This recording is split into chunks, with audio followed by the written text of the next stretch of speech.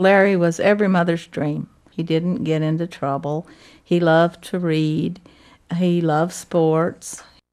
The first time that he really started having trouble was when he was about 12. We really didn't know what was wrong, but we knew that something was wrong. Sometimes he would appear to be very frightened of things, and you could see the fear in his eyes. So we took him to Family and Children's Service, and they were not able to diagnose the problem. He told me after he was gone that he always heard the voices. He thought everybody did. We got him to our private doctor and our local hospital when we first realized how serious things were. But when they found out he didn't have insurance, they were quite anxious to discharge him from the hospital, and they wouldn't tell us what to do whenever he talked about the voices or when he made these strange statements. They just kept telling us not to take him home. You can't just put him out on the street. And we were told, well, you'd be surprised, we do it every day. There are a lot of schizophrenics out on the street. And all they would ask me was, has he ever been violent? And I said, no, Larry's never been violent. Then we can't keep him longer than 30 days. I said, is he well? And they said, no, he's not well, and he'll get worse if he doesn't get treatment, but we can't keep him any longer. Unfortunately, the first violence he was ever accused of in his whole life was murdering 5 people. We were absolutely horrified. We first read about the crime in the newspaper, not realizing that our son had anything to do with it. We knew Larry was sick, but we didn't know he was that sick. Larry begged us for help. We begged everybody for help, and nobody would help us to get us the treatment that he needed. And the people in this country don't know that this is happening. They have no idea this is happening. And I'm determined that we're going to tell it to the whole world. Alternatives! Now! I think that our primary responsibility in this country is to take care of the people who can't take care of themselves. And unfortunately, in our country, we don't do a very good job of taking care of our mentally ill, and we're paying the price for it. Texas is 50th in the nation for taking care of their mentally ill. And presently, they are cutting mental health funding so they can build more prisons. If you kill somebody or do something terrible like that, that's what should happen. I think they ought to act on it quicker. That's wrong. Justice is justice. Eye for an eye and a tooth for a tooth. Kill them! Kill them all! Child molesters, rapists. Kill them! I don't think anybody has any idea how it affects the families of the people. I mean, when they tell you that at a certain day and a certain hour, we're going to kill your son, I don't know really how I'm going to live through it. I really haven't faced that yet. I just have lived through all these years just from day to day thinking that surely, this can't happen. I have mixed feelings about this topic, but if something like that happened to me, where one of my loved ones, my parents, my sister, or anyone was murdered, I don't think that I would have a strong heart to forgive or say, you deserve a punishment, but killing isn't the punishment. Do I think one person needs to be made an example of? Yes, absolutely. Because you need to instill that fear. That's what the death penalty is for, the fear that if I do this, I'm going to be punished. That's the whole purpose of it. These people need to be made an example of so that others don't think that they can. So you want it to be swift? No, swift, I'm not saying like, okay, in 2 days. I understand there's a process to it. A year, 2 years, fine. But 20 years sometimes? 20 years? Everybody knows that only poor people get executed.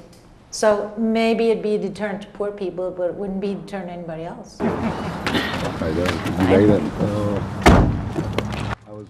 I met Suzanne Bosler probably before I met anybody else here that's on this journey.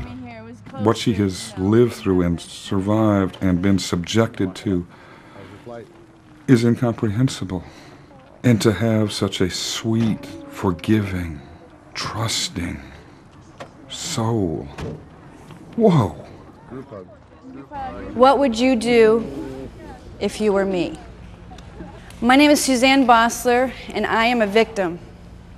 I watched my father get stabbed 24 times, and I was only stabbed 6 times. My father died, and I survived. But there's a reason. And one of the reasons is why I'm here today. I'm against the death penalty. And believe you me, I'm not condoning what he did. I'm not saying it's okay. I'm not wanting him out running the streets. Absolutely not. But I do not want me to be a part of killing him. I forgave James Bernard Campbell. I didn't just do it for me. I did it for my father, and I did it for God.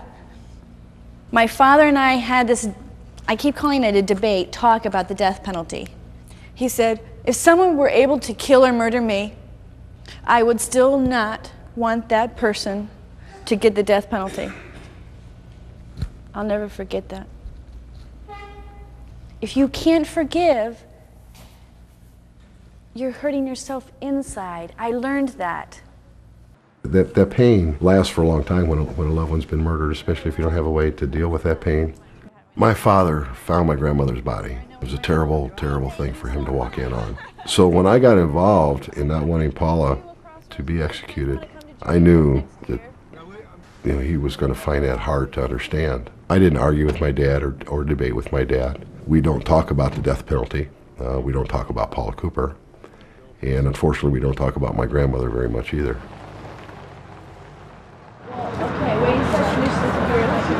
I came here first in 1996 for the Virginia Journey of Hope. I had heard about it through Amnesty International in Ireland, and I had an incredible experience. And I knew the only way I could ever come back was if I quit smoking. So I stopped smoking and I saved up my money, and here I am. My husband was murdered, and I'm just here to say that the politicians aren't going to use me anymore. They're not going to make me a victim twice. My priority is to end the death penalty. The first journey that I was invited to was Texas, and it was my home state, so it was an absolute no-brainer about whether to come or not. It was just a matter of how long I could actually be here. Raise your hand if you're going to Huntsville. The people that are going to Huntsville in time for the execution will leave either from here or they'll leave when they're ready to leave. I'm not going to Huntsville. I'm done with Huntsville. Of course I know. I can't imagine. I got all the kids. This is a movement for peace. Anyone who believes in peace and nonviolence must inherently believe in what we're doing. Go home. Hey. When I wrote Billy Austin, I tried really hard to make sure that Billy wasn't a sympathetic character. To me, it's not about innocent people. It doesn't make any difference to me. It's wrong. It's always seemed wrong to me. Name's Billy Austin. I'm 29 years old. And I was born in Oklahoma, quarter Cherokee, I'm told. Oh, Bill, it's so good to see you.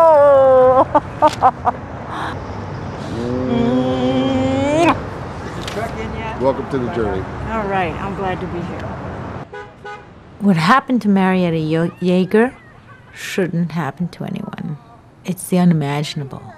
It's the inconsolable. It upsets the order of the universe.